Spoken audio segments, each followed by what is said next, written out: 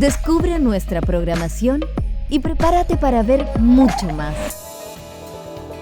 Más puntos de vista, más deporte, más series, más arte y ciencia, más música y cine, más documentales, más entretención para grandes y chicos. Descubre UChile TV, donde todas las verdades se tocan.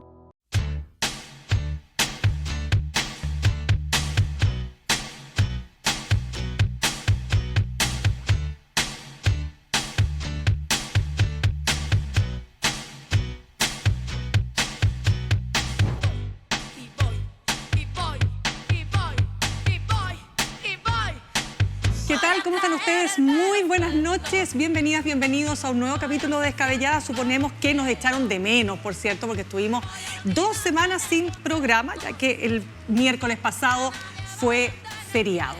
Así es que venimos recargadas, ¿o no, chiquillas? ¿Cómo están? Sí, pero mira esa belleza de zapato, por favor. No te pasaste. Pero me mató.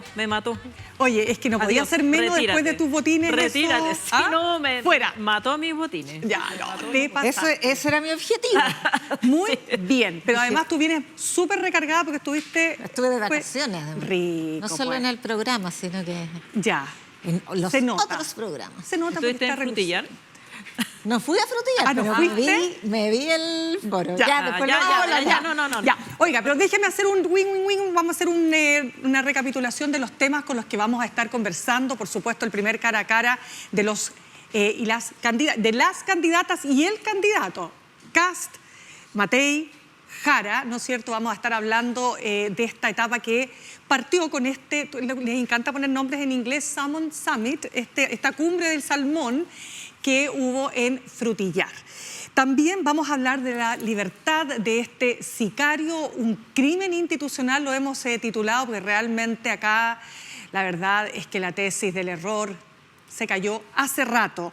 Y también vamos a hablar de la cumbre progresista de estos presidentes de la región, pero también con la invitación del presidente del gobierno español, Pedro Sánchez, para enfrentar a las ultraderechas. Y vamos a tener como entrevistada a Josefina Arauz. Ella es licenciada, magíster en Historia, subdirectora de investigación del IES y actualmente estudiante del doctorado de Filosofía de la Universidad de los Andes, para analizar todo el panorama político. Ya, chiquillas, pero hay novedades porque mañana se reestrena una obra de la Alejandra, así que permíteme contar. Sí, se reestrena El asilo contra la opresión y como siempre ha pasado, la historia parece irse escribiendo a la par o coincidentemente, hay coincidencias. Bueno, junto con el reestreno del asilo, que como ustedes saben es una obra basada en Pinochet, Allende, Lucio Iriart, la justicia, el séptimo juzgado civil, acaba de resolver que la familia Pinochet-Iriart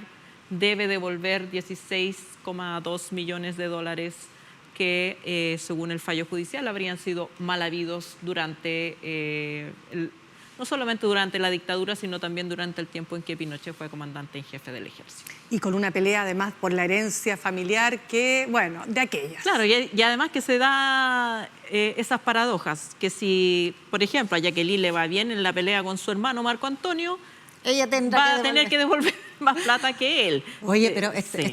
solo permítanme recordar que el caso Riggs fue muy emblemático, no solo por la cantidad de plata que significa, ni porque no vamos a descubrir ni entonces ni ahora que los dictadores además son corruptos, sino que porque precisamente la corrupción fue uno de los motivos más potentes o poderosos de decepción, de desilusión de su propia base de apoyo. O sea, hubo muchas personas de la derecha que no tenían ningún problema con las violaciones a los derechos humanos, pero con el robo de plata ya eso les parecía que superaba las normas de los caballeros. Correctamente. Y es así, aunque no lo crean. Yo estuve con un abogado que era muy pinochetista, me acuerdo estaba haciendo un tema, y él dijo, mire, que haya matado gente, le faltó que matara más gente, pero que se haya robado la plata, eso sí que es inaceptable. Así lo pensaba. Además que hay que acordarse que cuando fue detenido en Londres hubo colectas millonarias para financiar su defensa. Y protesta frente a la Embajada de España. No, pero sobre todo por el aspecto financiero, Sí. que digo yo. O sea, colectas porque el pobrecito no tenía cómo costear los onerosos honorarios de sus abogados londinenses. Ay, Dios mío. Y que después Pablo la Rodríguez persona... Gress lo defendió ad honorem.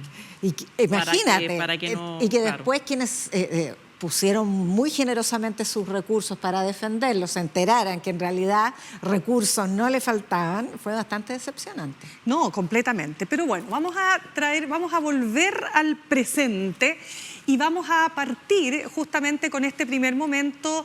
Esta semana, bueno, llevamos ya algunas semanas con un panorama donde la candidata Jara supera, digamos, en las encuestas a los otros dos contendores, pero acercándose bastante más Kast hacia ella, incluso podríamos decir hasta en algunas encuestas un empate técnico, y con la candidata Matei en tercer lugar. Bueno, estos tres candidatos participan de este gran evento de la industria salmonera en Frutillar. Claramente la balanza mucho más hacia los candidatos de las derechas, pero interesante lo que ahí ocurrió. Y como primer tema, bueno, partamos analizando. Yasna, ¿cómo lo viste? A ver, yo diría que muestra el posicionamiento que van a tener de aquí en adelante cada uno de estos tres jugadores en cómo se ha configurado el tablero de este ajedrez. Jara logra esta virtud de sostener su encanto en un escenario que les fue completamente adverso. Estos eran personas completamente, ni siquiera pro Matei, sino que pro Kast. Y ella logró dar vuelta a este público, incluso generando risa, generando reacciones adecuadas a la simpatía que ella proyecta. O sea, jugó bien. En el caso de Kast también, porque él también fue capaz de sostener su agenda cortita de 3-4 ideas, muy simples, muy efectistas y sostenidas con esa calma, esa templanza que en general ha logrado que lo caracterice.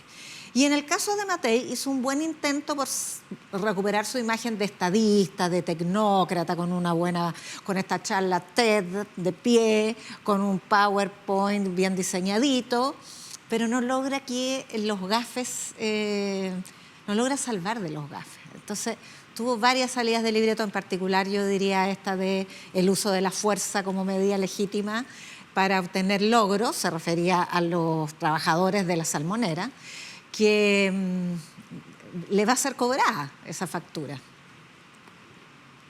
A ver, hagamos una pequeña recapitulación ahí, Ale, porque es importante señalar que ella había estado muy técnica, ¿no es cierto?, la candidata Matei, con una estrategia que uno podrá decir que a lo mejor, no sabemos si, desde mi punto de vista, no la creo la más acertada, de no enganchar en la polémica con el adversario. Ella no quiso entrar en la discusión, no hablemos de pelea, simplemente la discusión con el adversario, pero cae en este gafe. ¿Cómo lo viste? Ella no quiso ni siquiera usar sus minutos de réplica, lo que es como entrar a un ring de boxeo y no sé si ustedes veían, se me va a caer casea, pero esas de Jerry Lewis donde corría así y se daba la vuelta y nunca pegaba, pero bueno. Qué divertida. Claro, yo creo que una estrategia es sacarla de la confrontación y establecer este tono estadista. No se logra evitando el debate, sino que de la manera en que tú enfrentas el debate. Yo creo que ella intentó decir algo respecto del uso de la fuerza que no le resultó bien. Porque, claro, si te vas a mantener como institucional, no puedes estar alentando a las huestes a usar la fuerza, aunque fuera, incluso ella le argumentó a Yanez Jara que era como los trabajadores que salen a protestar y piden de la industria del salmón. Claro, sino que ella estaba argumentando por el uso de la fuerza social para conseguir ciertos objetivos que en este escenario, frente a su propia audiencia, porque esto es ganar a sus votantes, no fue bien recibido. Y creo que Yanez Jara tuvo una oportunidad de oro para hacer el contrapié. ¿Qué pasaría si yo dijera esto? Que de hecho Entonces, sucedió cuando le enrostraron al Partido Comunista, al senador Núñez, por la marcha de los pescadores artesanales durante la tramitación de la ley de fraccionamiento. claro, entonces al Partido Comunista le queda más cómodo ese argumento que a Evelyn Matei. Entonces yo creo que sí, que tuvo un traspié ahí, pero también creo que es importante ver el encuadre que le han hecho los medios de comunicación conservadores. Hay varios que están derechamente en campaña y uno lo puede notar, que en un análisis objetivo uno puede decir, bueno, pasaron estas cosas, pero la portada, por ejemplo, de la última noticia parece sacada de un panfleto de José Antonio Cast, y yo creo que también Cuenta, porque no la vimos. en la portada aparecía la cuña de José Antonio Cast diciendo: aquí está la ministra del Trabajo que dio empleo y aquí está la ministra del Trabajo que dio desempleo por Jara. Y que efectivamente fue una de las frases que más le celebró la audiencia a Cast, pero no refleja, en mi parecer, lo que ocurrió en ese debate, porque así como él tuvo esa frase afortunada, Jara salió jugando en un escenario bastante adverso. Como Bueno, ya respondió, claro, perdón. y le Nosotros respondió, recuperamos 2 millones y le dijo, de empleos. Claro, dato mata relato. Y creo que si se hubiera puesto el contrapunto, hubiera sido más objetivo que esa portada. Claro, de todas maneras, fíjate que se notaba a una candidata Matei tratando de controlar justamente las salidas de libreto después de una semana compleja, no solo por la baja, que si bien la baja se detuvo, no se ha seguido desfondando, pero evidentemente pasó a tercer lugar, 1, 2, después de acusar a sus adversarios de derechas, pero particularmente el Partido Republicano, de una campaña asquerosa en su contra. Razones tenía y tiene, el medio El Mostrador hizo un análisis de cómo efectivamente se había orquestado a través de cuentas madre que se llaman bots y más, cómo se había orquestado esa campaña para hacer creer que la candidata sufre de una suerte de demencia o Alzheimer. Una cuestión gravísima, imagínense ustedes, con ediciones, cosa de ver los videos y darse cuenta que ahí había una intervención decidida, mañosa, destinada justamente a desacreditarla, a que no estuviera en capacidad para poder enfrentar una candidatura como ¿Puedo tomar ese punto? Claro. Yo creo que Matei salió jugando súper bien ahí. Cuando dijo: aquí hay una campaña asquerosa en mi contra, ella tomó la iniciativa y en el fondo desarmó la estrategia, desarmó esa estrategia política de campaña sucia, que Chile tiene historia, digamos. Las campañas sucias no empezaron con las redes sociales, digámoslo, ahora tienen mecanismos más sofisticados de hacerlo y con mejores resultados, pero han existido siempre. Lo sorprendente aquí es que se dé dentro de la derecha, porque normalmente se usan de un lado para otro. Pero en este caso, y la respuesta de José Antonio Cast, muy pasivo-agresiva, así violentamente pasivo-agresiva, diciendo: nosotros no hacemos esto contra quienes no son nuestros adversarios políticos, tomando la frase que había dicho el jefe de campaña de Evelyn Matei. O sea, la frase decía totalmente lo contrario de las palabras que usó.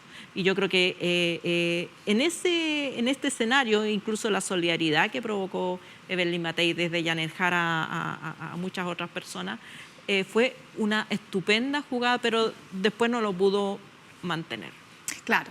Ojo que sí Cast lo hace con respecto a aquellos que sí son sus adversarios. Al menos él mismo subió en su cuenta de Twitter, recordemos, o de X ahora, este año, cuando mostraba una fotografía donde aparentemente estaba el presidente Boric embriagado, ¿no es cierto?, en un evento deportivo, y no fue hasta que el padre del niño con el que se había sacado la fotografía dijo: oye, perdón, si nosotros íbamos al partido y estaba el presidente, nos sacamos una foto, etcétera. Entonces él dijo que él no tenía por qué, Cast, chequear una foto. O sea, estamos hablando de una respuesta como esa, ¿no? Y por lo tanto, sí, efectivamente, su partido, y tanto él lo ha hecho, han ocupado la fake news y la desinformación y derechamente la mentira para atacar al oponente. O sea, una práctica de manual de su sector en Chile y de la ultraderecha en el mundo. Entonces, no la vamos a descubrir ahora, ¿no? El uso de la mentira para campañas políticas parte más o menos desde el Brexit, con Boris Johnson mintiendo respecto a cuánto perdería el Reino Unido estando en la Unión Europea, y de ahí para adelante se socializó. Entonces, no. Pero yo creo que Matei, a partir de eso, efectivamente, como dice Alejandra, abrió una puerta para recuperarse. Claro. De hecho, las encuestas, después de varias sucesiones de caídas, detuvieron su caída. O sea, se quiebra la tendencia a la baja. No sube, pero se quiebra la tendencia a la baja. Se incorpora una muy buena vocera que es Paula Daza, pero no, o insiste en no aprovechar su posición, no digo de centro, porque no es equidistante de Kast y de Jara, pero de tercerista respecto de estos dos polos que están, digamos, no extremos, sino que polos en el sentido que no hay nada más allá de Jara ni nada más allá de Kast, una vez que declina Kaiser, que ya ha dejado de ser actor. El solo hecho de que no estuvieran invitados los otros candidatos ya muestra que este partido se juega entre tres y los demás sobran. Pero creo que ella no logra capitalizar, o no lo intenta siquiera, capitalizar esta oportunidad de ser la tercera vía frente a estos otros dos oponentes más tradicionales, uno de la izquierda y otro de la derecha. O no opta por eso. No entiendo bien por qué no lo logra o no quiere lograrlo. O sea, yo creo que básicamente, yo insisto, yo creo que la candidata, cuando fluye más en lo que ella representa, estoy hablando de Evelyn Matei, cuando ella tiene la posibilidad de ser completa y enteramente natural. Pero cuando es entera y completamente natural, tiene errores de libreto. Y por lo tanto, lo que yo siento que pasó en este foro es que estaba muy contenida, y por lo tanto eso dio espacio para que tanto Kast como Jara se lucieran y aparecieran ellos como los protagonistas. Al final el protagonismo estuvo en estas dos candidaturas que se iban mutuamente, ¿no es cierto?, interpelando, mientras la candidata Matei decide tomar un paso, digamos, un espacio más bien de observadora, cuestión que yo creo que no tiene un efecto positivo en un foro de estas características, porque ¿qué es lo que uno quiere? Uno quiere que haya contraste, uno necesita contraste, y cuando tú tienes contraste, tú dices, me gusta este, no, me gusta este otro, oye, que estuvo bien este candidato, y eso fue aprovechado por Jara y por Kast, pero no por Matei. No, de hecho, Matei, la cuña que quedó de Matei es la peor. Pues, claro, la de la fuerza. Claro. Entonces queda al final, claro. Ahora, más allá de la performance de los candidatos, creo que no hemos comentado la carta de los empresarios. Que es importante. Vamos para allá. Como tras bastidores, ¿no? Bueno, publicaron su carta, pero creo que la señal para Evelyn Matei es terrible. Yo creo que primero que nada, qué triste que los empresarios chilenos sean tan homogéneos en su pensamiento político. Son como, se plantean así como el Olimpo más allá de los partidos, pero un Olimpo que es definitivamente y decisivamente de derecha. Le mandan el mensaje a los candidatos de que pónganse de acuerdo, porque si no van a venir los comunistas y bla, bla, bla. Pero no se la juegan por Evelyn Matei, que yo me imagino que es lo que hubiera esperado Chile Vamos, y parecieran que les da lo mismo si es caso Matei, lo único que les importa es que vayan unidos en la lista parlamentaria. Yo la interpreté como una carta Kast. De hecho, es el Partido Republicano el que se niega a hacer una lista unitaria. Chile Vamos tiene claro que con una lista unitaria al Parlamento las posibilidades, el rendimiento electoral sería mucho mayor. Kast y republicanos también lo tienen claro, pero no les importa, porque nunca su objetivo ha sido la gobernabilidad, sino que la hegemonía del sector. Entonces tengo la impresión de que la carta estaba dirigida a él, y por lo tanto el implícito es: si tú lo haces, te vamos a apoyar como presidenciable. Pero si no lo haces, nos va a ser más difícil. No lo dice la carta, por eso insisto, es un implícito. O sea, el que se resiste a hacer una lista unitaria es Kast y no es Matei. Matei prácticamente lo suplica a estas alturas, ya se cansó. Y Sí, creo pero en ese caso estarían dispuestos a financiarlo como candidato a presidente. Claro, o sea, ese también es otro implícito. Sí. Efectivamente no dicen, oye, no te vamos a pagar el plata Sí. de campaña si no te unificas, pero todos sabemos que el gran poder del empresariado chileno se sustenta en el financiamiento a la política. En eso consiste su facticidad como actor político, además de este sesgo ideológico tan homogéneo que menciona Alejandra. O sea, eso es yo creo que es alguien que venga de Europa, ya no de Estados Unidos, que ve el comportamiento de los empresarios, esta homogeneidad ideológica, se sorprende. O sea, no es una anomalía. Es una anomalía y eso es así. Sobre Van más todo porque determinada. para el... Pero aún en Estados Unidos hay evidentemente- empresarios que para todos los gustos, digamos, y todas las Exacto. campañas recolectan Sin duda. plata. Sí, bueno, y la campaña anterior terminaron cerrando filas con Kast, incluso antes de que ganara la primera vuelta. ¿No? Todos finalmente abandonaron en primera vuelta Sichel y se cuadraron con Kast sin necesidad de que se Y aunque Sichel había ganado la primaria. impusiera. Pero yo quiero decir que es evidente que el mundo Chile Vamos le ofrece mucha más gobernabilidad al empresariado que el mundo republicano, que no fue capaz de gobernar allí donde arrasó, que fue en el Consejo Constitucional. Y que en el Congreso lo llevó a un fracaso. Y que en el Congreso no aprobó la reforma previsional, en el Congreso torpedea prácticamente todas las iniciativas que han sido acordadas con las oposiciones y el gobierno. Entonces, eso también hay que analizarlo cuando uno ve qué partido te ofrece más gobernabilidad. Pero yo creo que los empresarios, como son prácticos y como son además de derecha, están imaginándose que si se mantienen las encuestas, esta es la carta que va a ganar y se van a empezar a alinear en torno a él. Y fíjate que esto lo quiero poner en relevancia respecto de lo que ha pasado en paralelo con la campaña anticomunista contra Janet Jara, que ya partió. O sea, tú lo decías muy bien, Yasna, en alguna de nuestros programas. Tú decías, esto va a ser fuerte y va a ser feroz porque la historia sí lo demuestra. Y me puse a revisar historia. Y en el año 64... Julio Durán era el candidato de las derechas. Estaba el Partido Liberal, el Partido Conservador, este era un candidato radical, pero de centro derecha. Competía Salvador Allende y competía Frei Ruiz Tagle. Perdón, Frei Montalva. Eduardo Frei Montalva, el padre. Y ocurre que tanto las derechas como el propio Estados Unidos, ¿no es cierto?, se dan cuenta que las posibilidades que tiene Salvador Allende de llegar a la presidencia son muy altas y empieza una campaña feroz. Y la campaña consistía, por ejemplo, fotografías de tanques soviéticos en la moneda o fotografías de mujeres cubanas bajo el lema chileno. ¿Es así como quieres ver a tu hija? Y salían ellas con qué sé yo, con rifles y tal. O campaña que si ganaba Salvador Allende, los niños iban a ser llevados a Cuba a escuelas de adoctrinamiento. Entonces, el tema de las campañas sucias es parte de la historia. Lo que pasa es que hoy día tenemos inteligencia artificial, tenemos TikTok, digamos, tenemos mensajes rápidos, en fin, y por lo tanto son mucho más tóxicas, pero que ha estado presente también a través de las columnas de los conversos, que son los más recalcitrantes anticomunistas, ¿o no?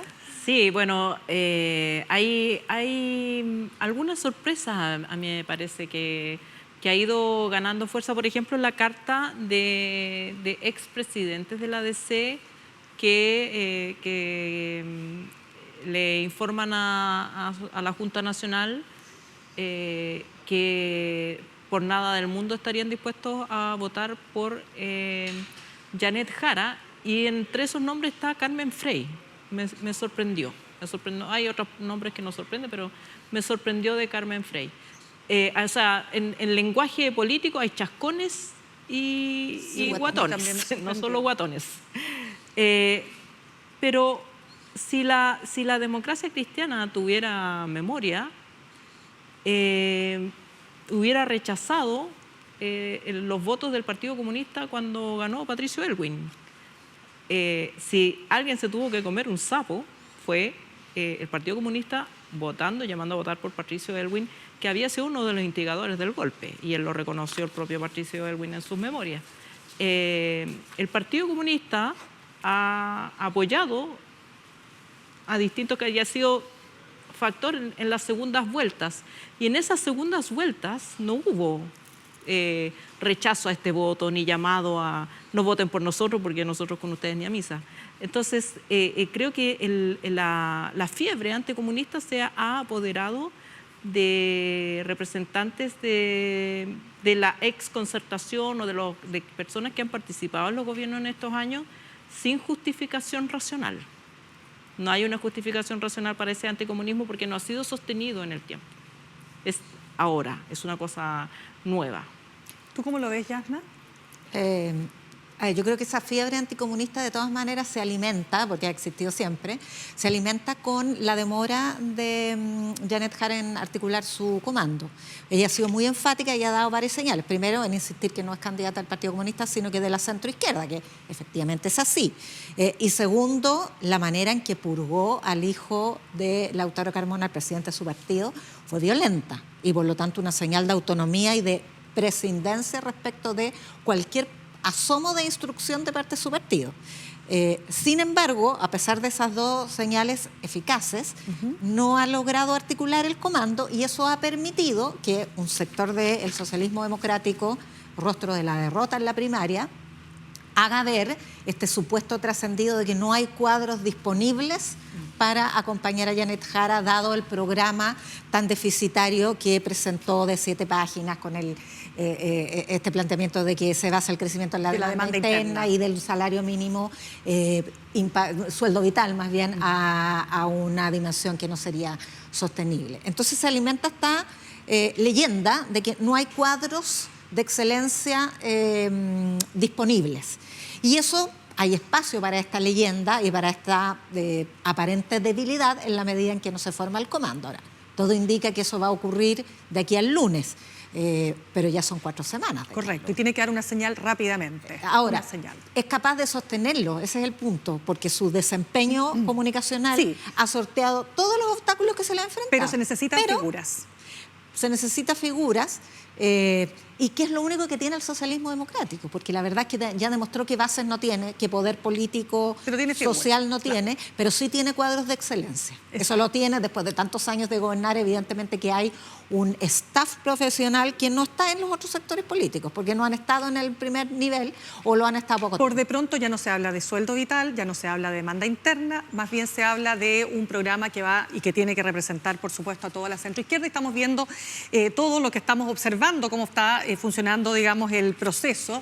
Estamos esperando, tú lo dijiste, la Junta de la Democracia Cristiana este fin de semana, si se va a lograr unidad en las listas parlamentarias. Si hay unidad, ahí va a cambiar bastante el escenario y por lo tanto queda algún paño que cortar. ¿Se nos acabó el tiempo? Se nos acabó el tiempo. ¿Por qué, chiquillas? Si quieren no, porque quería comentar lo del comando, que a mí me parece que el problema es de ida y vuelta, que hay cuadros, pero no quieren estar en el comando, quieren lista unitaria y tener a la Llana en la foto, pero no quieren estar... Y como dijo Paulina Bodanovich, no es solamente que Jara no puede capturarlos o captarlos para su... o validarlos, sino que hay mucha reticencia entre ellos mismos de decir, no, paso. Claro, pero el comando... Yo creo que más bien presiona a la espera de que cristalice la plantilla parlamentaria. Oye, en todo caso... dennos los cupos parlamentarios y ahí ponemos nuestros cuadros. Ponemos los nombres. No, pero lo dijo Paulina Bodanovich, presidenta del PS, el paquete es completo o no es nada. Vamos a ver ahí qué va a hacer Janet Jara con aquello, si es que efectivamente la democracia cristiana participa o no. Tenemos que irnos a un corte, pero antes les quiero contar de una serie, Ecos del Desierto, de Andrés Wood, sobre la vida de la abogada de derechos humanos Carmen Hertz, todos los lunes a las 23 horas. Síganos además en nuestras redes sociales X, Blue Sky, Instagram, TikTok, Facebook. Suscríbase además a nuestro canal de YouTube, ahí lo tiene. Ya, y además nos encuentran en el 11.2 de la televisión abierta y en el 102.5 del dial de la radio FM. Nos vamos al corte y al regreso volvemos con todos los detalles de este crimen institucional, el sicario que ahora está prófugo de la justicia. Algo que nos toca el hombro. Señor, usted está detenido. ¿Dónde le lleva? Responda. Tiempo que queda. Todas las bestias salvajes, serpientes de lunas viejas, pasa. Cuando a una mujer le quitan todo. Aquí está todo lo que los familiares han encontrado de sus seres queridos. Pedacitos de hueso nomás. También le quitan el miedo. Yo voy a meter preso a todos esos huevos, ¿me escuchaste? Otro Voz del Desierto. Una miniserie de Andrés Wood.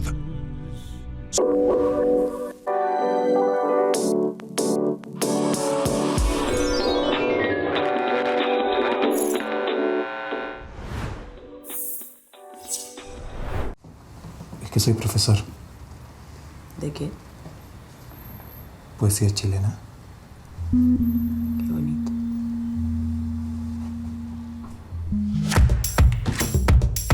El cine chileno tiene muchas caras. Y en Uchile TV las queremos mostrar todas.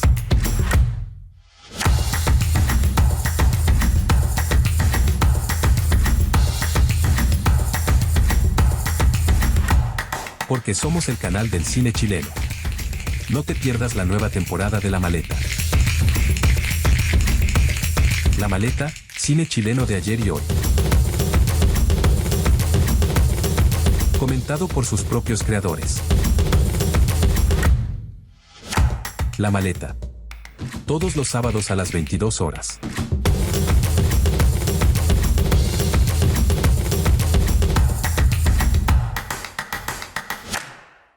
Ya estamos de regreso. Bueno, esta es una historia que ya ustedes probablemente la conocen mejor que nosotras, porque ha salido hasta la saciedad en todos los medios de comunicación y que incluye un sicario, una jueza, uno podría decir un gendarme, no vamos a institucional. Una gendarme. Una gendarme. Y es la historia de Alberto Carlos Mejías, que pensábamos que se llamaba Osmar Ferrer, aparentemente de 18 años. Ojo con esto porque es muy difícil la identificación de personas extranjeras que llegan además por vías, por controles, o sea, ¿cómo se dice? Por pasos no autorizados. Y por lo tanto hay dudas respecto, por supuesto, de este señor que ya está fuera del país y que tuvo harto tiempo para salir antes de que todos los medios de comunicación estallaran con la noticia. ¿Por qué le hemos llamado crimen institucional? ¿Yasna? Es una buena pregunta, porque más allá de los crímenes que cometió, que parece que fueron muchos, había estado 2 veces detenido, pero supuestamente siendo menor de edad, ahora muy mayor no puede ser, si uno ve los rasgos y es joven. Pero lo cierto es que de qué nos sirve llenarnos de policía, llenarnos de leyes que les den más facultades, invertir en muchas armas, invertir en que la fiscalía tenga más músculo, si cuando te capturan el Estado ya no es el último de los eslabones y de hecho en la literatura que tanto ha investigado sobre crimen organizado es la última fase. Primero la guerra territorial, el control territorial y por tanto la famosa pikes entre bandas, que ya no se nota, ya no hay tantos homicidios, y el tercer paso es la captura del Estado. Aquí claramente espacio para la hipótesis de la cadena de errores, yo creo que no queda ninguno. Partiendo por el fallo de esa jueza que no tiene precedente, no tiene explicación, no tiene ninguna lógica, y por eso es que yo diría que la Corte Suprema ha sido bastante arrogante en mostrarse como la tercera imparcial en todo este debate que tiene pimponeando a Gendarmería con la jueza. Entonces, bueno, raya para la suma, pienso que ya tenemos 3 poderes del Estado capturados, o señales, porque también quiero decir que es bien importante no articular discursos catastrofistas, porque lo que hacen los discursos catastrofistas frente a estas situaciones y lo que la repercusión que tiene decir estamos en un punto de no retorno y de aquí ya no nos salvamos, es debilitar más a las instituciones. Y lo que necesitamos hoy día es fortalecer a las instituciones justamente porque ya han demostrado que son presa fácil de la captura por, como decía Pablo Escobar, plomo o plata. O sea, si alguien no tiene precio, bueno, tiene cariño por sus seres queridos y por lo tanto la extorsión es infalible. Ale. Yo creo que aquí las sospechas justificadas no son solo de la jueza. La jueza, por lo que yo he escuchado o he leído al respecto, hay una investigación, todavía no se resuelve completamente, pero la jueza dijo que hubo un error de tipeo en el nombre. Es chistoso ahora porque ya sabemos que ni se llama ni Osmar, ni Omar, ni Ferro. no. O sea, el error de identidad fue estructural. Claro, era No mucho fue el más allá, tipeo. no era el tipeo. Claro. Pero lo que ella dijo, y que yo creo que todavía no hemos escuchado una versión institucional al respecto, es que siempre se hace así. Que siempre cuando hay un error de tipeo se escribe una resolución liberando en el papel a la persona y se escribe una segunda resolución metiéndola presa de nuevo con el nombre correcto. O sea, tal como dijo el fiscal Valencia, aquí hubo una resolución que era mandarlo a prisión preventiva y 3 comunicaciones, una que lo mandaba a prisión preventiva, otra que lo dejaba libre para corregir el nombre y una tercera ya. La pregunta que yo me hago es ¿por qué la gendarme que estaba ahí, que estaba al tanto de que se habían cometido un error y se había hecho una corrección, ¿por qué entrega en la cárcel el oficio incorrecto? Ese es el Y además es ella quien advierte el supuesto error de tipeo. Ella advierte el error de tipeo, se tiene 3 cartas. Una sola tenía que haber salido de ese tribunal, que es la que iba con el nombre correcto. O sea, la tercera. La tercera. Pero se lleva y entrega la equivocada. Y con esa comunicación equivocada, también uno dice, esta gente no ve las noticias. O sea, el gendarme, el alcaide, tiene a una persona en prisión preventiva del día anterior acusado de sicariato y no le parece raro que le llegue una comunicación diciendo que queda en libertad, no hace una llamadita por teléfono. Oye, ¿estará bien esta cuestión? Cosas que haría, no sé, un periodista en una sala de redacción cuando te llega una noticia así como que... Sí, lo que ¿Será pasa es que la fuente es buena? Los periodistas no tenemos las limitaciones institucionales. Entonces, yo comparto la principal hipótesis que aquí hay una cadena muy aceitada de, no errores, sino que de participación absoluta en la liberación de un probablemente mucho más que sicario, porque invertir todos estos recursos en liberar a un sicario, yo creo que debe tener algo más. Pero eso ya es especulación. Pero mira, pero que un fallo y la gendarmería se pimpone, no, ahí claramente hay 2 o 3 instituciones involucradas, no como instituciones, funcionarios. Claro. Espérate, que... Gracias por el comentario, pero no he llegado al punto. Ah, muy bien. No he llegado al punto. Dale. Larga la vuelta. Larga la vuelta, ya. Llegan con esta comunicación errónea, nadie llama a nadie, nadie se entera. Hasta el lunes, cuando por una cosa fortuita, casual, alguien dice, oye, ¿y por qué liberaron a este y no a mi cliente? Y ahí fue. Y ahí nos enteramos. Y ahí se prende la... Yo hice, en mi tiempo, yo hice un reportaje X años antes, 2000, no sé, 2000 algo, 10, voy a especular, sobre cuántos presos, habían documentación de que cuando los gendarmes pasaban la lista un día X, tienen que estar presos 100, siempre faltaban 10, 5 presos en la pasada de lista. Entonces, en los poros del sistema han existido siempre, y allá voy. Los poros en que la gente supuestamente está presa y después la encuentran en la calle. En nuestros tiempos, recordemos a Álvaro Corbalán, que supuestamente estaba preso y salía y se encontraba con Ricardo Lago en un café. O sea, pero él se arrancaba del hospital. Él se arrancaba del hospital porque bajo custodia de gendarmería. Entonces, el tema es que nos enteramos y nos alarmamos porque era un caso muy reciente y un sicario, digamos, con todo. Un caso muy tremendo. Pero yo creo que aquí hace falta hacer un arqueo.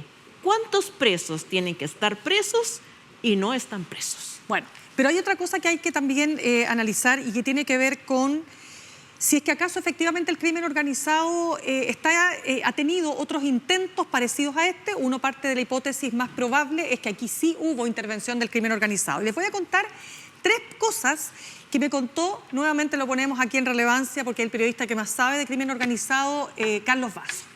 Carlos Vaso me contó que en el año 2023, en agosto, en Arica se habían detenido a 50 individuos o sujetos vinculados a los gallegos, que es uno de los brazos o de las células del Tren de Aragua. Llega una instrucción al penal de Arica para que liberen a uno de estos presos. ¿Qué pasó ahí? El gendarme o la persona a cargo, la gendarme, dice, a ver, no, esto es raro. ¿Qué hace? Le pregunta a la fiscalía. ¿Qué ocurrió? Era un error, pero no se da paso a esta petición. Otro caso, que aquí yo quedé muy impresionada con esto. Fíjense que hay una situación que ocurre.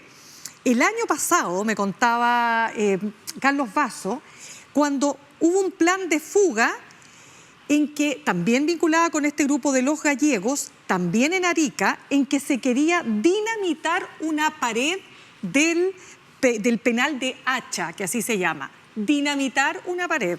Y también se logró desbaratar un intento de poner una bomba en el juzgado.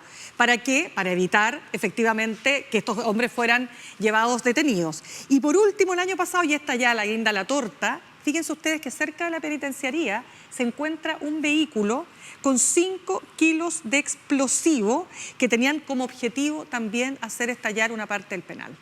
¿Qué quiero decir con esto? Que por eso les digo que hay que sacarse el velo. Esta es la realidad. El crimen organizado ya está aquí y está intentando penetrar las instituciones. Aquí el ejemplo. Entonces, más allá de las hipótesis, que la conjetura... Claro, viene después del hallazgo de tráfico por funcionarios del Ejército, por funcionarios de la FACH. Entonces, ¿cuál es el punto de todo fiscales esto? que han estado suspendidos, Fiscales investigados. que fueron dados de baja. O sea, el riesgo de la captura de instituciones por el crimen organizado no es un descubrimiento que vayamos a hacer ni hoy ni en nuestro país. Es algo que existe desde que existe el crimen organizado, es parte del negocio. Y así se sostiene. Dinero y cooptación del Estado. Lo que sí nos deja como lección es que solo esta agenda represiva, sin inteligencia y sin prevención, no es útil. O sea, no sacamos nada con llenarnos de carabineros y que cada domicilio chileno tenga un carabinero en la puerta de la casa. No sacamos nada con llenarnos de leyes que aumenten las facultades de los distintos agentes operativos si no tenemos más inteligencia, y ahí está el proyecto del sistema de inteligencia financiera, sin haber aprobado, o más bien habiéndose rechazado en el Senado, el levantamiento administrativo del secreto bancario. O sea, hoy día hay que pedir una orden judicial para registrar la cuenta de la jueza y registrar la cuenta de la gendarme, por ejemplo, que en este caso creo que serían eslabones bien débiles como para registrar, porque estamos hablando de grandes sumas de dinero. Incluso se ha sabido que ni siquiera hay que llegar al levantamiento del secreto administrativo del secreto bancario, porque los bancos no son capaces de reportar estas operaciones sospechosas que se les pide por ley. Y hubo que es curioso porque en ciertos casos, o sea, cuento el caso personal, yo vendí una casa, deposité la plata, me llegaron no sé cuántas comunicaciones, señora, ¿de dónde sacó el dinero? Tuve que mandar la copia de la casa, del crédito hipotecario, y que por qué recibí, y quién... Que tú debes ser persona políticamente expuesta. Ya, bueno, pero el banco se dio cuenta que no recibía esa cantidad de dinero habitualmente en mi cuenta y actuó de oficio. Bueno, pero cuando son cifras pero uno dice, señores, que no tienen ni contrato de trabajo, ni historial empresarial, abren una cuenta y te depositan no sé cuántos miles de dólares y no actúa el banco, entonces ahí también hay una sospecha fundada de que no es solo que no son capaces. Entonces estamos al debe en las dos herramientas clásicas, y los clásicos lo son justamente porque trascienden a las distintas vicisitudes, como es la prevención del delito y la inteligencia para encontrarlo, para encontrar la ruta del dinero. Y mientras sigamos sin eso, todavía hay una oportunidad en la Cámara de Diputados, está en segundo trámite constitucional este proyecto para el levantamiento administrativo del secreto bancario, pero mientras tanto, si siguen mirando al techo para cuidar sus propios negocios turbios, bueno, no vamos a llegar a ningún Lo que pasa es que siempre esto hay que verlo como un fenómeno primero transnacional. Este es un negocio, como el negocio en su minuto del secuestro, ¿verdad? Que era un tremendo, yo lo reporté a comienzos de los 2000, pero acá en Chile no pasaba nada con el secuestro. O sea, de hecho yo creo que tuve que hacer un esfuerzo para encontrar un caso, pero que además era súper extraño. No, la industria del secuestro en América Latina era una industria, pero que esto va mutando. Pues si es como los negocios, un día te va bien en un negocio, dejó de ser tan lucrativo, cambias y te vas a otro negocio, lo mismo hacen los integrantes de las bandas de crimen organizado. Y ahí entonces atacar la ruta del dinero, que es un tema que ya parece un mantra, pero que ahí estamos muy al debe. Si no atacamos la ruta del dinero, evidentemente no vamos a desarticular bandas que son además peligrosísimas. O sea, no olvidemos, por favor, lo que pasó esta semana con la muerte de una niñita de 7 años. O sea, por atacar al padre, que lo matan, terminan matando a la niñita. Ya había pasado el caso de una niñita de 13 años. O sea, estamos hablando de bandas que son capaces de todo, que les da lo mismo, que si tienen que acribillar un auto con 100 balas y adentro van niños, no les importa. El punto es que no solo basta con meterlos presos, sino desbaratar a la organización que hace posible que eso ocurra. Y eso es lo que nos está faltando. Y el proyecto de subsistema de inteligencia financiera todavía está tramitándose, ¿o no? Sí, pues está en segundo trámite, Claro. si ese es el que tiene el Pero por eso te levantamiento digo, del y todavía no sale. Entonces ahí estamos con una situación muy complicada. Bueno, desde ya, para qué decir más sobre este tema, este hombre está probablemente lejos, muy lejos del país. Para eso tuvo apoyo, una red de apoyo, lo ha dicho el ministro de Seguridad, y además 2,5 millones, sin ir más lejos, ¡pum!, para pagar un taxi. Pero yo quiero insistir en lo que ya dije, aunque suene majadero, no estamos en el momento de no retorno. Hay un esfuerzo efectivo de control. El otro día el ministro de Seguridad decía que el 60% de los homicidios han sido aclarados policialmente, Claro, más allá de que con eso empieza y a las ser. bandas han sido desarticuladas. Y hay muchas bandas que han sido desarticuladas. Entonces, más allá de que estamos en un amplio y serio riesgo de penetración masiva y ya existe captura de ciertos bolsones específicos del Estado por parte del crimen organizado, hay una respuesta institucional, hay una reducción de los homicidios, leve, pero se han reducido. Hay trabajo policial, hay avances, se aprobó la semana pasada esta idea de la Fiscalía Supraterritorial, que va a ayudar tanto como este equipo de crimen organizado y homicidio de la Fiscalía. O sea, hay pasos. Lo que pasa es que lo que falta está claramente identificado y hay sectores políticos que se niegan no tosudamente, sino que ya sospechosamente a legislar. La Corte Suprema dijo que se necesita el levantamiento administrativo del secreto bancario.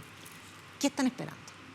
Bien, vamos a cambiar de tema, chicas, y quiero partir con lo siguiente. La democracia está bajo ataque en diferentes partes. Somos un grupo importante de líderes de países distintos, pero con visiones que se complementan para defender la democracia. Palabras del presidente Gabriel Boric con ocasión de esta cumbre, la cumbre por la democracia siempre, o también llamada la cumbre progresista, que tuvo entre sus puntos más importantes hacer frente al avance de las ultraderechas en el mundo. Nosotros tenemos el ejemplo aquí, ni siquiera voy a mencionar a Milei, mencionemos al jefe de todos, que es Donald Trump, y todo lo que está ocurriendo con este populismo de derecha extrema que está saltándose los torniquetes del Estado de Derecho.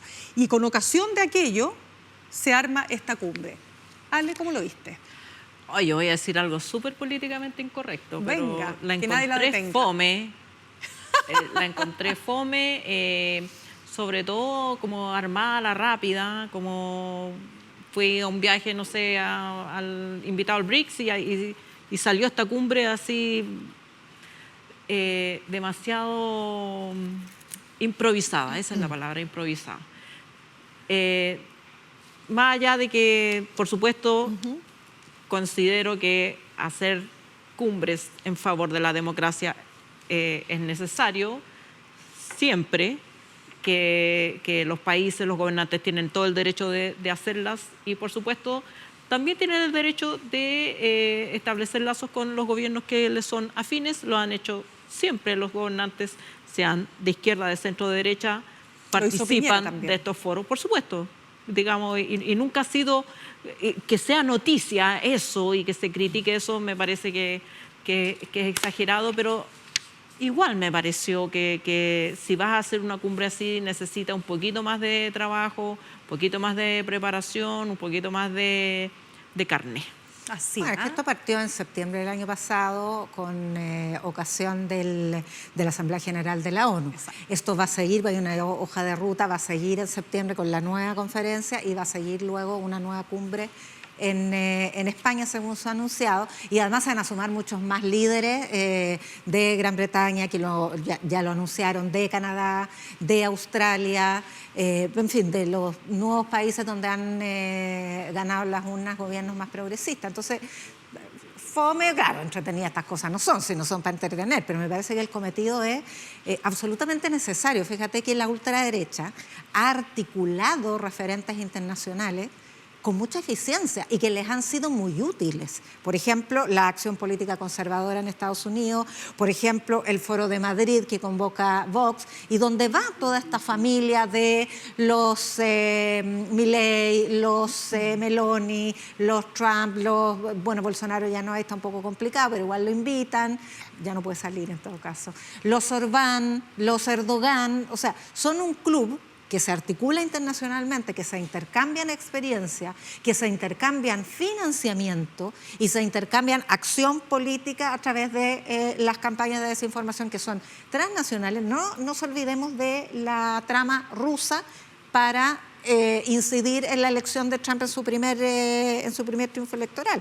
Entonces, eso requería una respuesta y la izquierda, que tradicionalmente en la historia ha tenido grandes referentes internacionales, la Internacional Comunista, la Internacional Socialista, la Internacional Socialdemócrata, luego tuvo la Tercera Vía, que también era una cumbre de líderes, Tony Blair, Clinton, el propio Ricardo Lagos, Cardoso, se desmoronó. Luego existió, en el caso de la izquierda, lo más reciente es el foro del Grupo de Puebla, que después derivó en el Foro Sao Paulo, que todavía existe, pero se transformó en un negocio personal de algunos líderes que vienen bastante en baja. Entonces, no existe ese mecanismo de articulación política, cooperación ideológica en buena hora, porque cuando tú tienes a una internacional destinada o cuyo propósito manifiesto además es establecer democracias iliberales, Orbán se autodefine como un iliberal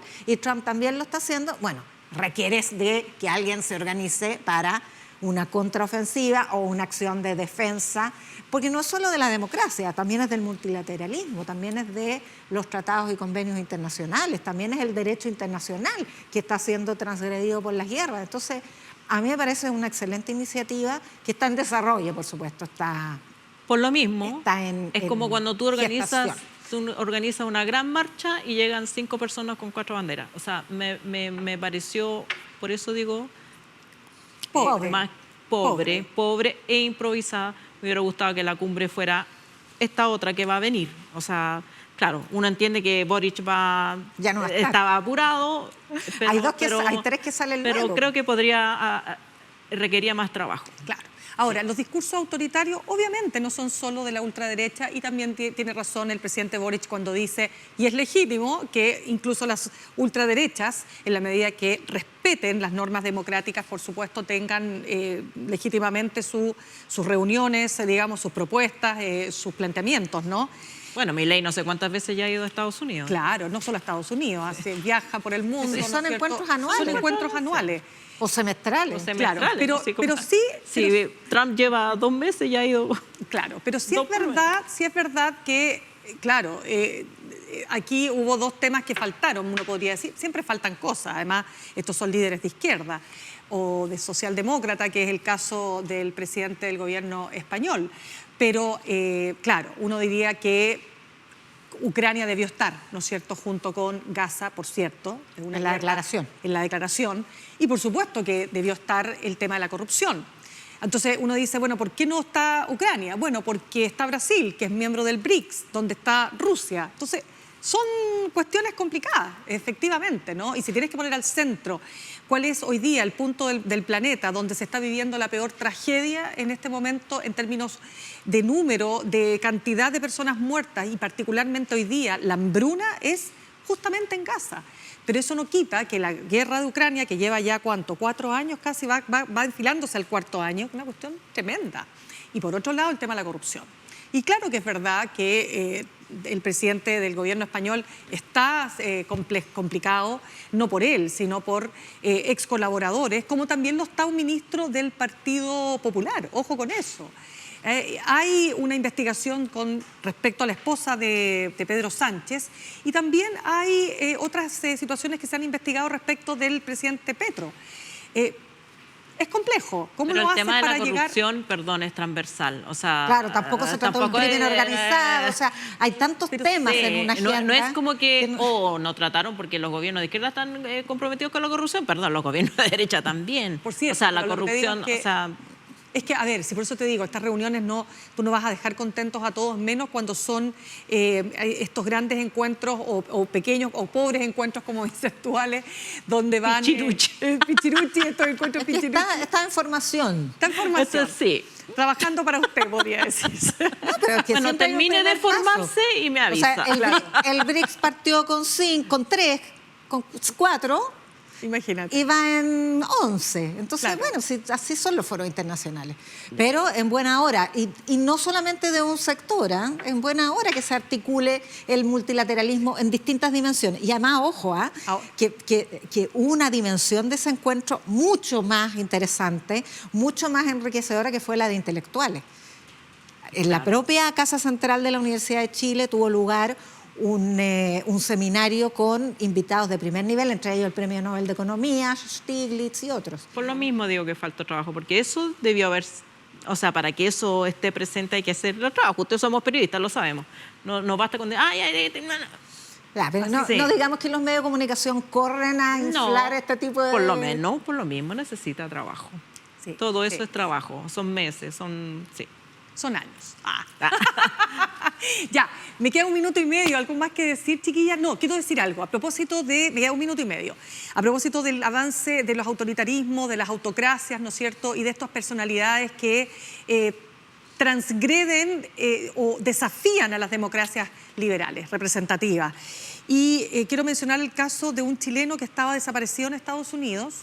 Nadie sabía dónde estaba, la familia chileno de acá, exiliado en Estados Unidos. Bueno, ¿qué había pasado? Este señor de 82 años se le había vencido su green card. ¿Qué pasó? Fue a renovarla. Lo tomaron detenido y lo mandaron a Guatemala.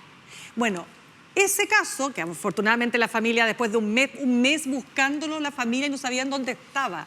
Eso es lo que hoy día está pasando, entre otras cosas, en un país como Estados Unidos, con un líder que es el más importante líder de estos liderazgos autoritarios, autócratas, con una democracia que está en serio peligro.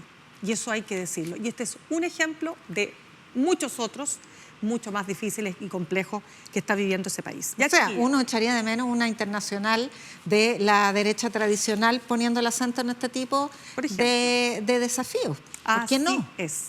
Y otras 2 mexicanos, esto lo leí hoy día en la BBC, jóvenes residentes que tuvieron un problema con una infracción de tránsito. Sí, están llevándose presa a la gente. Infracción de tránsito. Le están mandando cartas a muchas personas que están en competición de asilo, una carta del gobierno de Estados Unidos que le dice, señor, señorita, váyase porque vamos por usted. No, y yo creo que es tremendo. Orwell 1984, pero atroz. Nos vamos a la pausa. Al regreso vamos a estar conversando, ya les decía, con la licenciada y magíster en Historia, subdirectora de investigación del IES, Josefina Arauz. Ya volvemos. Hay fotos que guardan historias. Un mundo que puede ser revelado. Soy Sofía Tupper y te invito cada semana a descubrir los secretos detrás de las imágenes junto a grandes invitados que nos comparten sus fotografías y memorias. Revelados, solo por las pantallas de UChile TV.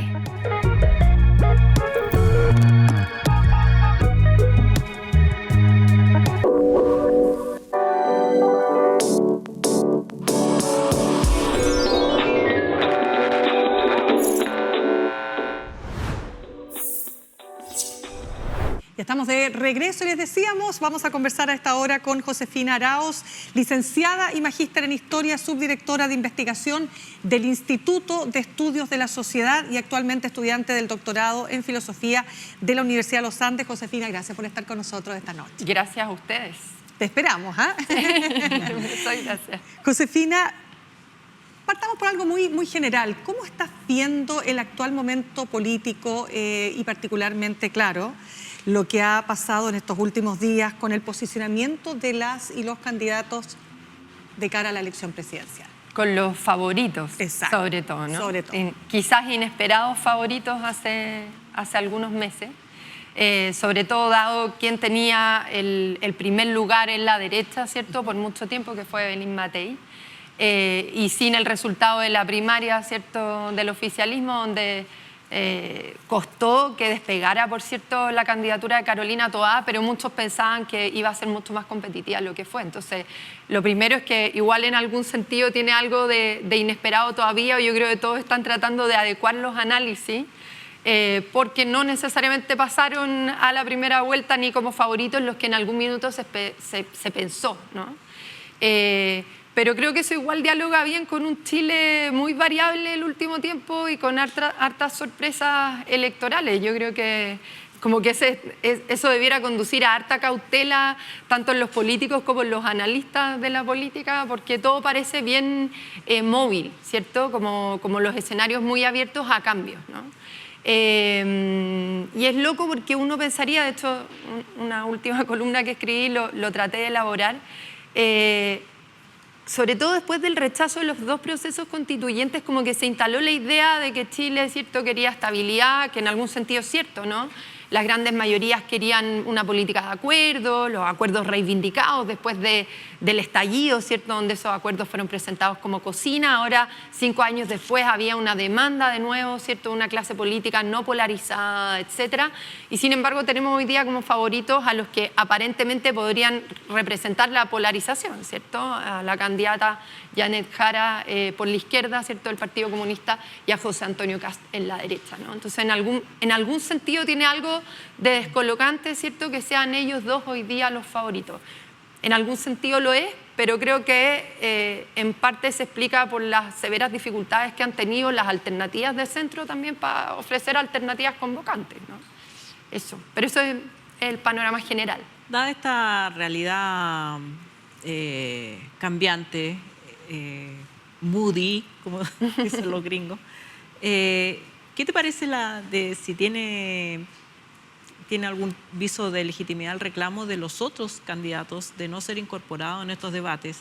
Si el escenario es cambiante, ¿por qué definir que estos 3 nomás merecen debatir? Yo entiendo que aleguen. Yo alegaría si fuera parte de esos otros candidatos. O Parisi. Pero supongo, y a ellos también les suma esa queja, ¿no? Les permite pararse más desde el lugar del outsider, que también tiene su propia renta, ¿cierto? El excluido de la política tradicional, ¿cierto? De los legitimados por los medios. Pero también en algún sentido es comprensible, ustedes son las expertas en los medios, ¿no? Que se escoja también a los más competitivos, porque también si no es muy difícil conversar, ¿no? Yo creo que también el criterio es más bien pragmático a la hora de por qué dejar en esos espacios a los favoritos, porque hace un poco más llevadera la conversación que con, no sé, 6 alternativas, ¿no? Yo creo que hay una razón en algún sentido así, pero entiendo también que hay una queja. Ahora, nos cuesta tener una discusión política sobre propuestas, ¿no? También, y me imagino que una conversación entre muchos podría ser puro griterío y emplazamientos recíprocos más que debates sustantivos sobre materias relevantes para la ciudadanía, ¿no? Entonces, en ese sentido entiendo, digamos, creo que tiene lógica, digamos, favorecer un intercambio un poco más acotado, ¿cierto? Pero acotado, pero también hay una escenificación de los polos de... Sí, que dentro de todo es bastante diverso igual, ¿no? Claro. O sea, me parece que ustedes hacían referencia antes a todo lo que pasó en la Cumbre del Salmón, y en algún sentido igual está el espectro político en su diversidad, digamos, aunque sea con con representantes acotados, ¿no? Ahora, cuando tú dices que, dada la naturaleza, la procedencia de los dos favoritos, que uno es republicano y la otra es comunista, da cuenta de polarización que creíamos superada, no sé, me gustaría que analizáramos más a fondo, o nos ayudara a analizar más a fondo, si esa polarización es programática, es ideológica, porque más bien ambos tratan de moderarse. Y los programas van a apuntar a ser, de hecho, Kass ya anunció, republicanos, que va a renunciar a toda la agenda valórica. No la quiere poner porque lo desfavorece. Y en el caso de Jara ha insistido, yo soy la candidata de la centro-izquierda. Hablo de reseteo. Claro. ¿Cierto? Entonces, es una polarización más afectiva, parece, como dicen los cientistas políticos, que ideológica, ¿o no? De todas maneras, o sea, lo que yo creo que hay a nivel... A ver, lo primero es distinguir a nivel de élites políticas y de ciudadanía. Yo creo que las élites sí tienden hoy día a la polarización en su intercambio, ¿no? Y en las características, además de la composición de las élites políticas, ¿cierto? Con la fragmentación, la estructura de partidos, ¿cierto? Toda la crisis de la que siempre se habla cuando se habla del sistema político, tiende a favorecer dinámicas polarizantes. Pero a nivel de la ciudadanía, yo creo que lo que hay, más que polarización, aunque en algún sentido hay radicalidad en ciertas posiciones, porque vivimos crisis muy graves, ¿no? O sea, que hayan posiciones radicales en seguridad, pasando cosas como las que ustedes mismas referían, igual es comprensible a nivel ciudadano, ¿no?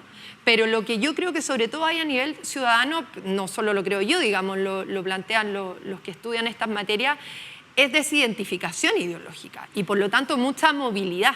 O sea, y por eso el discurso anticomunista le pegará a los más viejos, ¿cierto? Podrá persuadir a los más viejos, pero no sé si a las grandes mayorías, porque la gente no está viendo si el candidato, yo creo, digamos, es de acá o es de allá, sino si es que le está ofreciendo respuestas concretas a los problemas que tiene, ¿no? Porque las mismas personas ya no están adheridas, ¿cierto?, a instancias de definición ideológica como las que hubo en otros tiempos. Entonces, es una ciudadanía muy móvil en ese sentido, ¿cierto?, muy cambiante en su adhesión, y por eso también es en algún sentido, la Katia Araujo lo dijo alguna vez, es como una ciudadanía infiel, ¿no? Que pasa de la adhesión total a abandonar rápidamente a sus candidatos. Entonces, estoy de acuerdo contigo. Yo no tengo claro, mi planteamiento es como que podría parecer que estamos ante un escenario polarizado porque las alternativas de los dos polos, ¿cierto?, del espectro político son las favoritas, pero no tengo claro que las razones por las que son los favoritos sea porque hay polarización realmente a nivel de las demandas ciudadanas, al menos. No me meto en la clase política, pero a nivel de las demandas ciudadanas no las hay, en parte por lo que tú muy bien decías y que creo que quedó muy bien claro también en la cumbre del Salmón, a propósito de la discusión sobre seguridad y crisis en la frontera, ¿cierto? El titular en algún medio, no me acuerdo cuál es, lo venía viendo recién, era como algo así como diferencia en los matices y en las bajadas concretas, pero todos hablaban de algo así como bloquear la frontera. No me acuerdo cuál era la expresión, pero los tres candidatos están hablando de lo mismo porque las personas tienen principalmente tres preocupaciones relevantes a propósito de la crisis de seguridad, de la crisis migratoria y de la crisis económica, digamos, en un muy amplio sentido, que es también laboral, que es también material, etcétera, ¿no?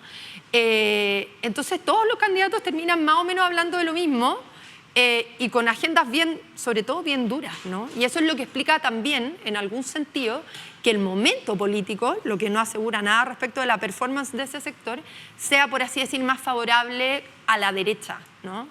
Pues le queda más cómodo, o podría quedarle más cómodo a la derecha por los temas que todos tienen que terminar hablando, que es control fronterizo y seguridad. Claramente. Y ahí quiero preguntarte, ¿cómo has visto a Evelyn Matei después de pasar de ser la primera en la pole position y termina en tercer lugar, si bien no sigue bajando, pero ahí está? ¿Qué pasa con la derecha tradicional en Chile? A ver, yo creo que Matei es una buena pregunta pasar de Matei a la derecha tradicional, porque yo creo que Evelyn Matei y su candidatura ha tenido muchos problemas que son responsabilidad del comando y del liderazgo que ella ha encarnado. Yo creo que ella es parte de la explicación, digamos, para su caída progresiva en las encuestas. Pero es cierto también que ella carga, digamos, la crisis de la estructura de partidos, ¿no? O sea, hoy día es un momento mejor para los que están desde el lado de la impugnación o para los que no les ha tocado gobernar porque no tienen un historial del que hacerse cargo. Eso en algún sentido es injusto, ¿no? Pero bueno, es la realidad, ¿no? Y en fin, si Republicanos gana, otra cosa es con guitarra y tendrá que demostrar cómo lo hace al llegar a la moneda, ¿no? Pero está en algún sentido en un lugar más cómodo, ¿cierto? Y yo creo que Evelyn Matei también le pasó a Carolina Toá. Yo creo que una característica de los representantes de la política tradicional, tanto en la centroizquierda como en la centroderecha, que cargan con el peso, para bien y para mal, de haber pasado por el gobierno y de haberles tocado enfrentar las crisis tan severas como las que tuvimos, ¿no? Eso en primer lugar. Pero eso uno podría decir, bueno, no es culpa de ellos. Estuvieron en el poder, lógico que cargan con eso, ¿no? Que siempre es más difícil gobernar. Pero también yo creo que cargan, digamos, con errores cometidos en el último ciclo que les ha impedido diferenciarse bien, ¿no? Y aparecer como una alternativa, digamos, consistente y convocante. Y en el caso de Matei, después se podrá hablar de Toá, pero me han preguntado sobre todo de Matei, que es lógico además porque están en la batalla para la primera vuelta. Ha sido un poco errática, ¿no? Yo creo que su apuesta ha sido errática tanto a nivel ideológico, esto que pasa de querer ser la voz del centro que convoca, ¿cierto? Que no es de izquierda y de derecha, lo que salió diciendo cuando ganó Janet Jara, ¿cierto? El día de la primaria, la gente está aburrida de las discusiones ideológicas, queremos las preocupaciones concretas, etcétera. Y sin embargo a ratos juega a ser más dura que Kast y Kaiser, ¿no? Cuando salió ya no ha tenido esas salidas de libretos, ¿no? Pero cuando salió con las referencias a Bukele, ¿cierto? La pena de muerte, el tema de el golpe militar en Chile, ¿no? Que uno se agarraba a la cabeza en ese momento porque era como de manual, claro, que eso era un tema que tenía que dejarlo de partida para septiembre, no sé por qué, fue como en marzo, claro, ¿no? Claro, a propósito de nada, digamos, fue como pisó el palito, digamos, y tenía que dejárselo a los de la derecha que estaban en un lugar más incómodo que el de ella para responder, ¿no? Entonces yo creo que había una indefinición de parte de ella que le impide ser consistente y que le ha dificultado además poner las cuestiones programáticas, ¿cierto? Y por lo tanto el proyecto, el horizonte de futuro, ¿cierto? La convocatoria a la ciudadanía en primer lugar. Y está siempre dando explicaciones, esto lo dijo Isabel Pla en algún programa en medio, que estemos hablando de quiénes están en el comando, quiénes son los voceros, en lugar de qué están proponiendo, ¿no? De José Antonio Kast se habla de qué propuso en temas de natalidad, ¿cierto? Para bien o para mal, de qué dijo sobre la Araucanía, y en cambio por mucho rato de Evelyn Matei se está hablando qué enredos hay al interior del comando, ¿no? ¿Cuánto puede perjudicar este favoritismo ambiente a la derecha su tendencia al canibalismo? Bueno, por eso yo decía antes que es un momento como favorable más para la derecha, ¿cierto? A nivel ciudadano, por las preocupaciones que hay, pero nada asegura que la derecha sepa llegar al poder, ¿cierto? Y ha quedado muy claro en la disputa interna, ¿no? Mira, yo no tengo claro ahí las preguntas y no me atrevo a hacer predicciones, ¿no? Yo tiendo a pensar que las cosas que han pasado en Chile hacen difícil revertir el favoritismo de la derecha para la elección, pero efectivamente pueden ocurrir errores muy garrafales, no solo en la presidencial, sino en la parlamentaria, ¿no? Todo el debate sobre las listas parlamentarias es una buena muestra, porque no significa, aunque el votante de derecha anhela la unidad del sector, siempre se enojan, digamos, con las derechas y las peleas de las derechas porque les gustaría que estuvieran todos unidos contra la izquierda, ¿no? Y sin embargo la derecha tiende a pelearse entre ellas, y hoy día más que nunca con estas al menos dos derechas, si no tres, pero en algún sentido ha sido una evolución natural producto de crisis efectivas, ¿no? O sea, yo creo que en algún sentido es positivo, digamos, que la política se diversifique y de las críticas nazcan proyectos políticos nuevos, porque estaban muy ahogados y en crisis los vigentes, ¿no? Y yo creo que a la izquierda le pasó algo parecido. Pero lo que me cuesta entender, digamos, porque para la parlamentaria ese es el mejor ejemplo, no necesariamente la estrategia tendría que ser ir en una lista única, ¿no? Y uno puede entender que legítimamente un sector quiera ir por su cuenta, pero lo que sí tiene sentido es hacer algún tipo de pacto, ¿cierto?, para que esté pensado cómo se reparten los distritos, ¿no? O sea, vayamos en listas distintas, pero seamos, porque tenemos proyectos políticos distintos, pero seamos capaces de conversar en la interna, ¿cierto? Porque necesitamos mayoría para poder gobernar. ¿Y qué te parece? Y ese yo creo que es el principal problema que tiene la derecha hoy día. No sé si en perder, aunque todo está abierto, digamos, pero no sé si necesariamente en perder el estado de favorito en la presidencial, como de que sus peleas les impidan conseguir mayoría parlamentaria, y yo creo que hoy día eso es muy determinante. ¿Y qué te parece la intervención de los empresarios que hicieron una inserción el fin de semana pasado llamando a la unidad, pero en general la presencia empresarial de la posición política empresarial en Chile en materias de un sector al que adscriben de manera bastante homogénea es muy acentuada? ¿No? ¿Te parece que contribuye al sector o más bien? Si contribuye a la derecha la aparición de los empresarios, o sea, tampoco sé si sorprende demasiado, y por lo mismo no sé si es demasiado dirimente tampoco.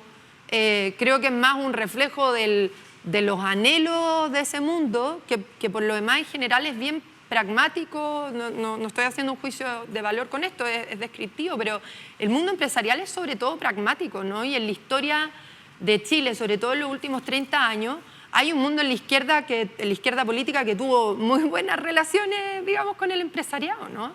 Y yo creo, y me parece, me tocó el año pasado, creo que fue estar en Icare, cuando estuvo el presidente Boric, creo que fue en Icare, o en ADE. No, bueno, no me acuerdo, alguna de las instancias, y yo te diría que el mayor, ahora para la campaña electoral obviamente piden la unidad de la derecha, en fin, porque es evidente esa simpatía, digamos, sobre todo los grandes gremios, pero yo diría que la principal demanda es la de condiciones mínimas de estabilidad y seguridad y orden que permitan atraer la inversión. Yo diría que eso es lo que más aparecía, al menos en instancias como ENADE, ICARE, etcétera, donde se junta todo el espectro político y conversa con el mundo empresarial. Esa es la principal añoranza, digamos. Y entonces eso, la verdad es que no me parece ni muy novedoso lo que hace ese mundo, y por lo mismo tampoco me parece que vaya a ser demasiado dirimente, ¿no? Ni respecto de que logre que la derecha se una, ni que tampoco sea determinante respecto de la ciudadanía. ¿Y que lo condicione al apoyo económico de las campañas? O sea, si no hay unidad, no hay plata, por traducirlo de alguna manera. Puede ser, pero en fin, yo tiendo a pensar, depende de cómo uno entiende las relaciones entre política y dinero, ¿no? Y cuánto cree que existe en Chile una institucionalidad que asegura, digamos, una relación no tan patológica, ¿no? Donde los grupos empresariales son exactamente lo mismo que los poderes políticos, ¿no? Yo tiendo a tener una lectura más matizada, creo que son instancias que se vinculan y tienen intereses involucrados, pero creo que son sectores más bien diferenciados que totalmente identificados.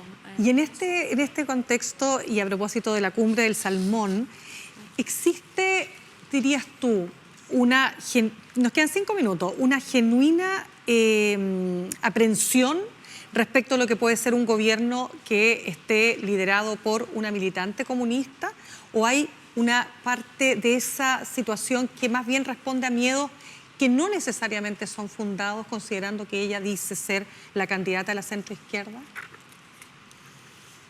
O sea, yo creo que para parte de un mundo empresarial, esta pregunta es respecto al mundo empresarial. Claro, es que estamos hablando, claro, de lo que pasó en este foro también. Sí, que se nota yo creo ahí. que es evidente y la propia Janet Jara lo prueba, digamos, en su desplante, ¿no? En el tipo de respuestas que dice y cómo con cierta ironía dice no voy a expropiar nada, ¿no? Como relájense, porque sabe que hay, y la hay, digamos, no es ninguna novedad tampoco, en una parte del empresariado, y yo creo sobre todo en las generaciones más viejas, y creo que eso no es solo patrimonio exclusivo del empresariado, sino probablemente de un universo más amplio, un miedo, un anticomunismo, digamos, y podremos discutir si más o menos justificado, digamos. Me imagino que en eso hay posturas distintas, pero hay una, yo creo que hay como una pulsión, no sé si racional, pero de arraigo histórico, digamos, en ese anticomunismo que lleva al pasado, que lleva a cosas que pasaron en el siglo XX, etcétera. Pero yo tiendo a pensar también que en el amplio mundo y en el mundo más diverso, en una mirada más amplia, digamos, del empresariado, los temores tienen que ver con una crítica a la performance del gobierno actual Más que nada, eso. y el impacto que tuvo en la economía ese gobierno actual y la relación que tuvo, ¿cierto? Todo el tema de la permisología, etcétera, da para tema en sí mismo, pero creo que hay motivos y críticas fundadas respecto del último tiempo, digamos, para tener reparos con la alternativa política de la izquierda, sea Janet Jara o sea quien sea, digamos. Pero creo que hay críticas fundadas, digamos, a la continuidad del actual gobierno, tanto desde el mundo empresarial Pero como habría de sido toda la distinto para los empresarios si hubiese sido Carolina Toá. Puede ser, sí, sin duda. Sin duda está una siendo figura ella más disruptiva. hija de Ricardo Lagos. O sea, aunque prácticamente. Aunque Janet Jara igual es una figura singular porque tuvo el papel que cumplió desde el Ministerio del Trabajo, ¿cierto? La reforma de pensiones. Ella misma parece tener una relación bien fluida, se ha juntado harto con ese mundo y el mismo mundo empresarial también lo reconoce así, ¿no?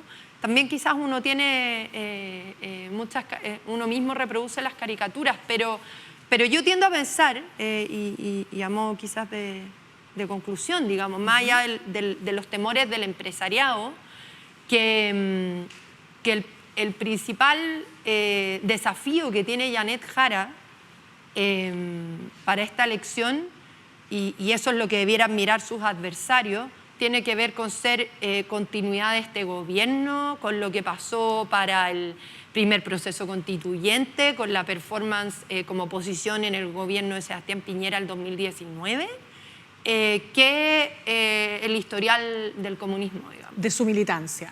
Sí. De su carné. Sí. Carné político. Creo que tiene más que ver con eso, el techo que estamos por ver además. Cuánto más crece ella, porque está por ahora en los porcentajes del gobierno, digamos. Correcto, eso es muy cierto. ¿Cuánto nos queda, chiquillos? ¿Cuánto? Un minuto. En un minuto, resolvamos. la gobernabilidad. Un minuto. ¿Quién crees tú que le ofrece más gobernabilidad al país mirando desde el interés empresarial, pasando por el interés social, pasando por el interés de los grupos más vulnerables? ¿Cuál de los tres candidatos es capaz de garantizar mayores? No, yo no me atrevo a dar una respuesta. ¿Por qué no me atrevo a dar una ¿Por quién vota? Eso. Un pronóstico. En mi rol de directora. Quería limitarme a la derecha. Sí, yo sé. Y no lo tengo claro.